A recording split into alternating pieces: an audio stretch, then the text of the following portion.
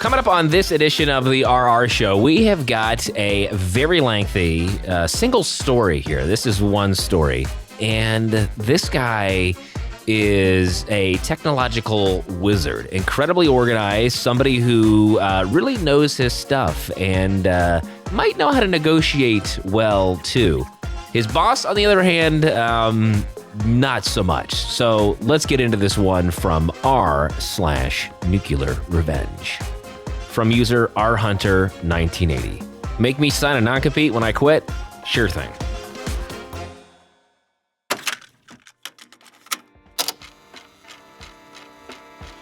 I was a field service tech for a total of 15 years. I've worked on more equipment than I can remember and enjoyed it for the most part. Mainly office equipment, PCs, and networks. But I did have the occasional phone system, camera systems, fire alarms, security doors, badge systems, remote entry systems, and more. Due to the sheer amount of different tech I dealt with, I kept very meticulous notes.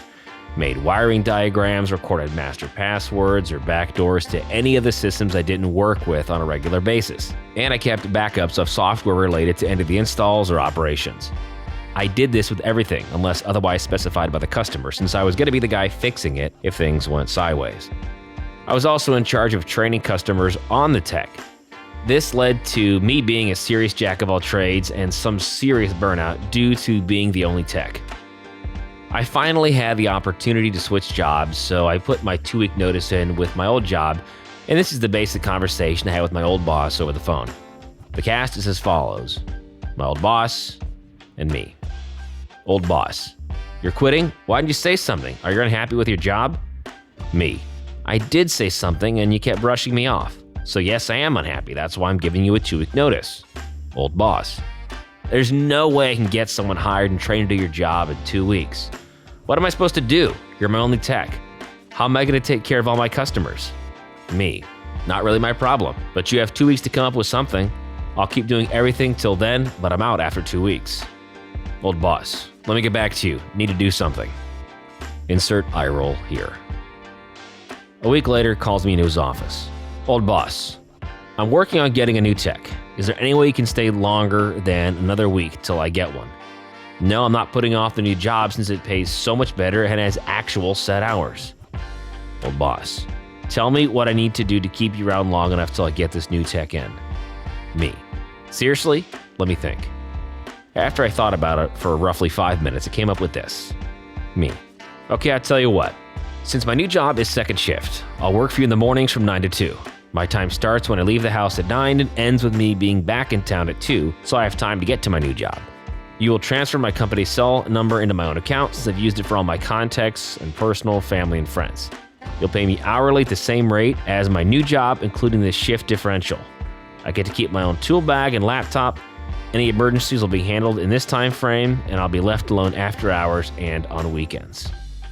All I really wanted was the pay and the cell phone number. The number wasn't listed on any of the old boss's company sites or paperwork, and I really didn't want to get a new number and then have to update all my info I used it for. I wasn't concerned about the laptop or the tool bag. I was just going for broke to see what I could get away with.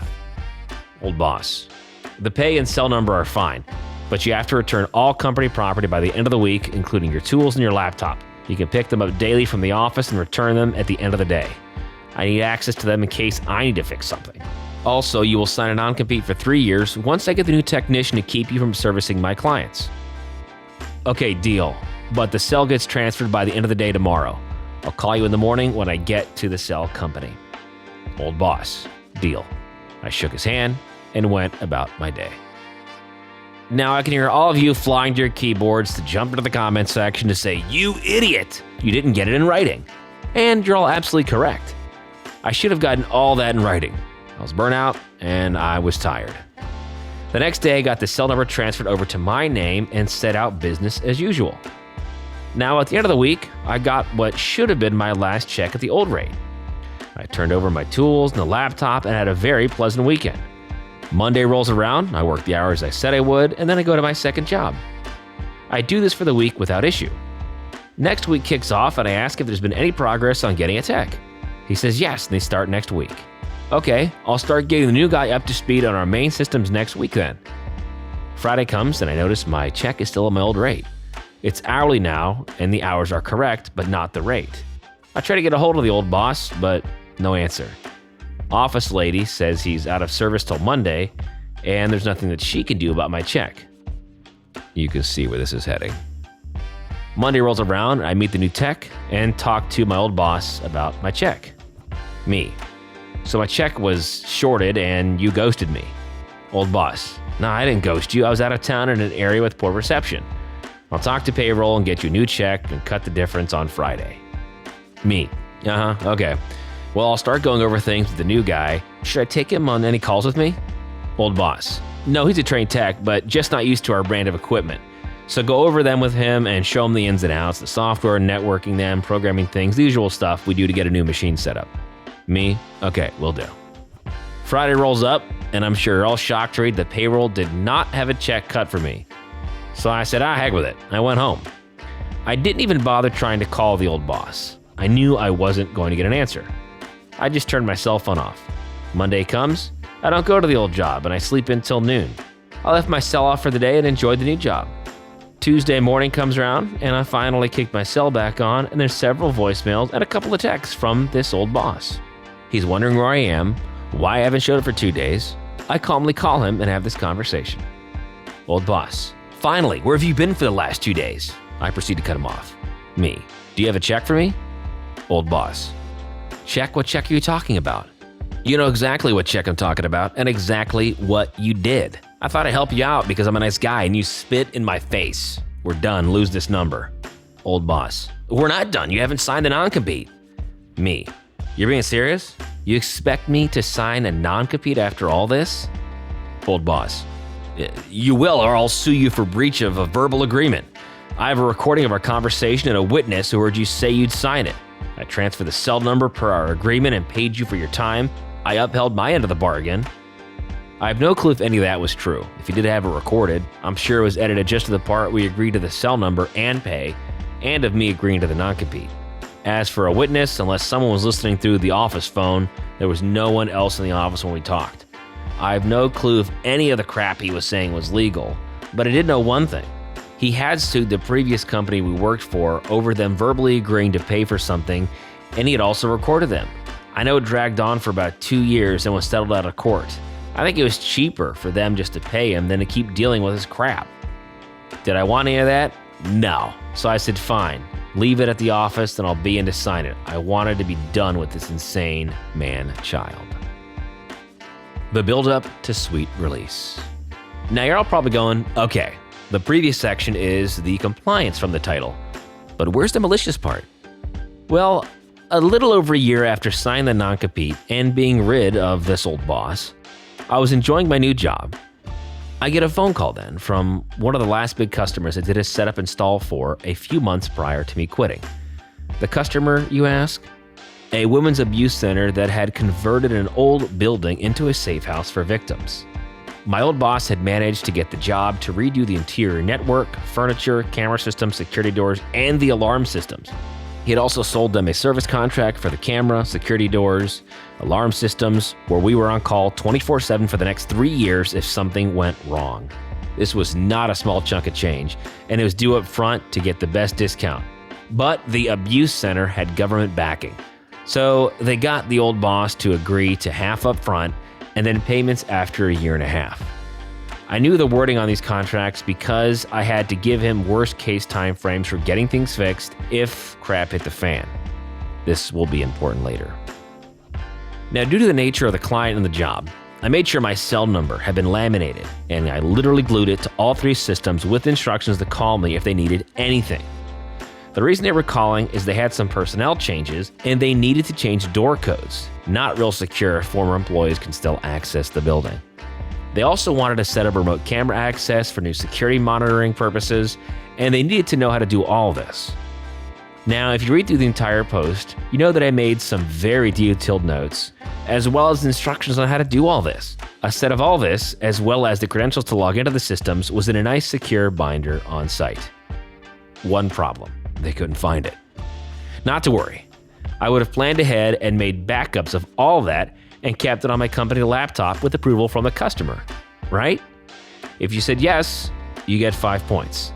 If you're thinking this guy sounds pretty paranoid about this stuff and probably made another copy on maybe a disk or a thumb drive, again, you get another 5 points. I always kept a secure thumb drive on my keys and backed up this type of info religiously when I worked on jobs. I informed the client that I was no longer with the old boss's company and that they would need to contact them directly to get this taken care of, and I bid them a good day. 2 days later, I get a call from my replacement asking me for help regarding this matter. Not wanting to be a complete jerk, and knowing that the abuse center needed this resolved, I informed him that the droids he was looking for were in fact on the company laptop. They were hiding on the D drive in the folder called Backups. There would be a folder with the client's name, and all the info should be right there in front of him. He asked me to hold on while he gets it. I wait on the line, and I hear him fiddling with the laptop bag and booting it up. New guy is someone who clearly was not ready to take over everything that I did. New guy. Okay, so I got it booted up, and I don't see a folder called Backups. It's not in the Documents folder. Is it somewhere else? Me. No, not the Documents folder, the D drive. New guy. The what drive? Okay, open up my computer. You should see the C drive and then the D drive right next to it. New guy. Oh, there it is. Well, hang on, a window popped up. It's saying insert disk. Me. I'm sorry, it's saying what? New guy. It's saying please insert disk. Me. Are you clicking the E drive by chance? New guy. No, there's only the C and D drive. Me. So just to be absolutely clear, there's only C and D drive listed, no drive labeled E. That's what I'm hearing, correct? New guy, yes. Me. You didn't happen to reformat the laptop or anything like that? New guy. No, I only do copier or printer work. The boss's kid does all that PC stuff. Me. Can you tell me what the icon looks like in the bottom left corner? Is it round with a 4-color square, or is it white with 4 squares? New guy. 4 white squares. Why? Me. Is the boss in the office? I'm gonna need to talk to him. New guy. No, he's out right now. Me. Okay, please have him call me ASAP. I need to talk to him about this. Now, the old boss's kid was 15 years old when I quit. I had shown him some troubleshooting stuff, and he knew enough to be very dangerous if unsupervised. I mention this because when I turned on the laptop, it was using Windows 7, round button, 4 colors. Now, it was using Windows 10, 4 white squares. There was a Windows 10 USB in the laptop bag. I was eventually going to upgrade it once I made sure all the software I used was compatible. The pit of my stomach knew exactly what happened. Either my old boss asked him to do something with the laptop after I turned it in, or the boss's kid took it upon himself to upgrade it to show his dad he could do this stuff. Pick one.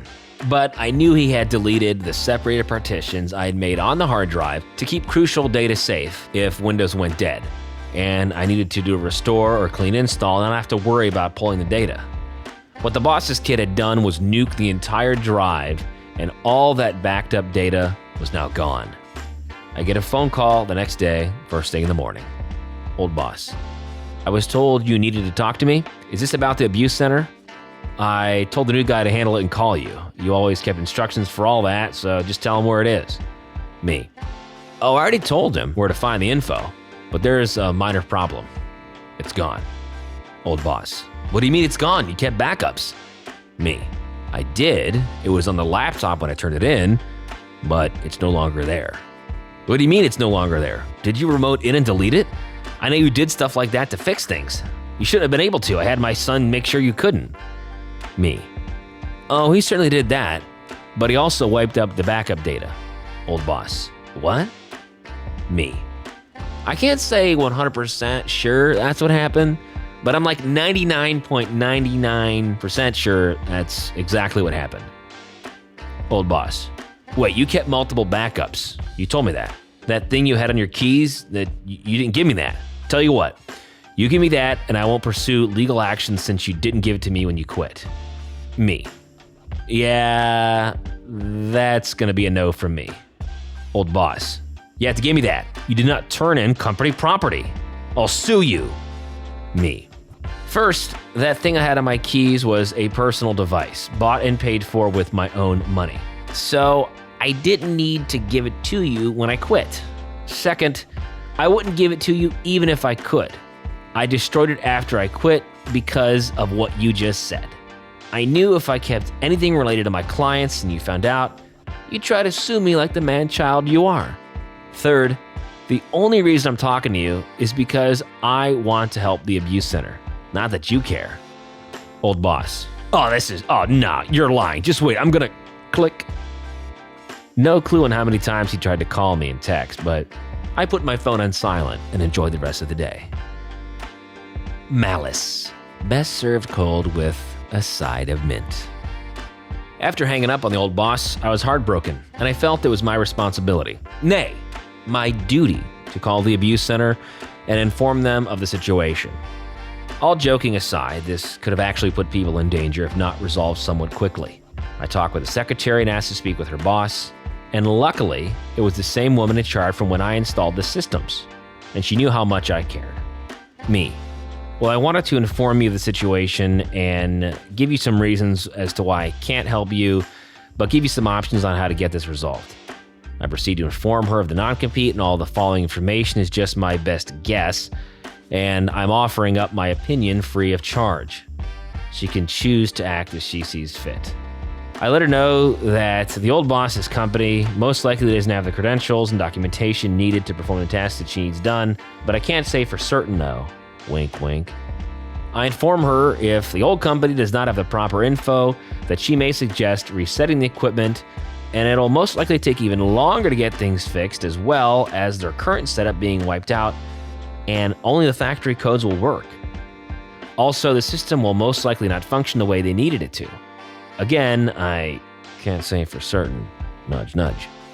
I kindly remind her of the service contract she has on the equipment and to look carefully at the wording on it, as it may come in very handy. I let her know that I wish there was some way I could consult with her to help her out.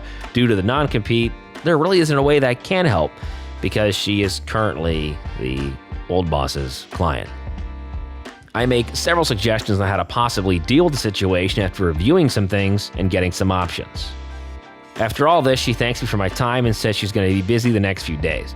Now, here's where all the malicious compliance comes to a head.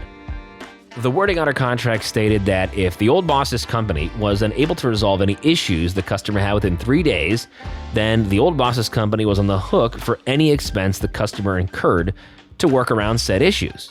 Now, this was pretty standard wording on our service contracts, but they were mostly for smaller equipment and were worded as 2 business days. Basically, if a company can't fix a printer or copier, and that customer has to go to get things outsourced, the initial company has to pay for it. I knew this because when the old boss was selling the contract, he had me talk it up in front of the abuse center's board. To me, the worst case scenario meant that the systems all somehow got nuked. We would be out the same day to confirm DOA equipment, and overnight, the new units that day. Again, worst case, it takes 2 days to get a new system on site. I drop it in place, reprogram, and boom, they're back up. Door systems all had emergency push bars on the inside, and the 2 inner steel doors had keys if power and backup was dead. They were kept off-site for security purposes. Now on to possible situations and solutions. Since they could not remove the old codes and enter in new ones for the personnel changes, this posed a security risk. To remedy this, Karma should hire outside security to be on site until the old codes could be deactivated. If company cannot get the system working soon, then Karma should contact the manufacturer support line and request an on-site technician to come out and fix it for them. I know it took me a week, would probably take a certified tech a couple of hours at most, since they know the systems inside and out. However, these techs are really expensive. If company cannot fix issues, then why did they sell the service contract to begin with? If they cannot service the equipment, Karma should get the contract canceled and try to get the money back, since the old company did not support the products they said they would. I got a phone call 2 days later from the old boss, who was surprisingly non-threatening to start. Old boss. So, I'm in a bit of a bind here. I need you to help me out with the abuse center. Me. What do you want me to do? I signed a non-compete, and I'm not helping you for free. Old boss. I thought about it, and I can hire you as a consultant to go out and get things fixed for me so you're not competing. You'll be working for me. Me. And how much you'll be paying me to consult. Old boss. How does $150 a day sound?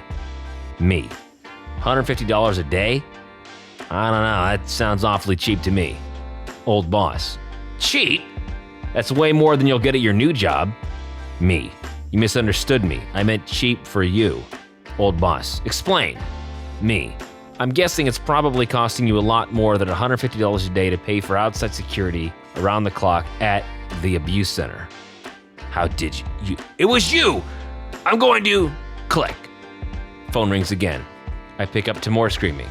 Click. Phone rings a couple more times, and I send it to voicemail. I think it was about 4 hours later, and he called me again. Hello? Slight inflection of joy in my tone. Silence maybe for about 10 seconds. The old boss says, how much? Me.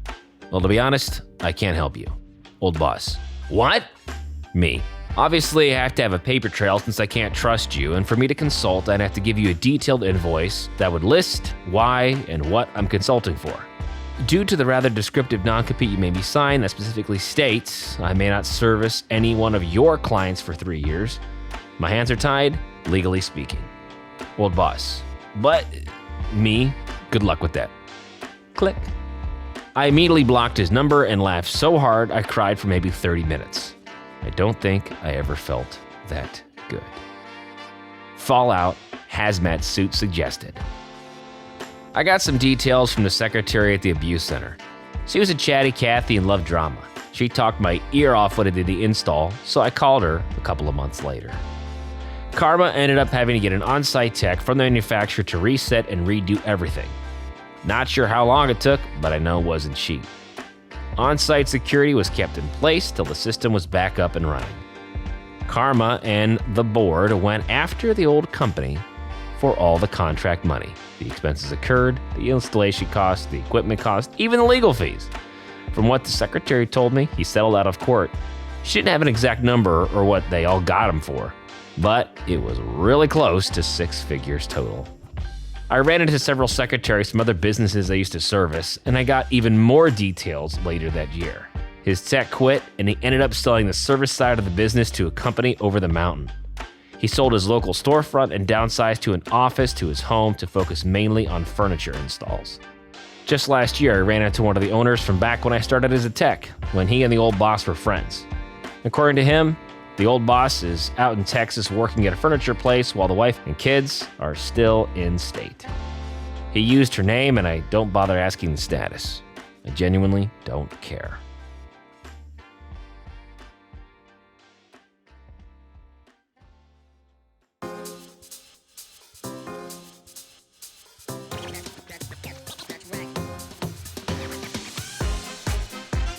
Well, guys, thank you for being with us. And the RR Show is a production of Evergreen Podcasts and Wessler Media. If you'd be so kind, you can follow us or subscribe to the show wherever you get your podcasts. And if you're feeling extra nice, leave us a 5-star review. But if you want more, you can go to rrshow.com. That's rrshow.com. I'm your host, Vince Tornero. Thanks to my producer, Kevin Skuback. And we'll see you next time right here on the RR Show.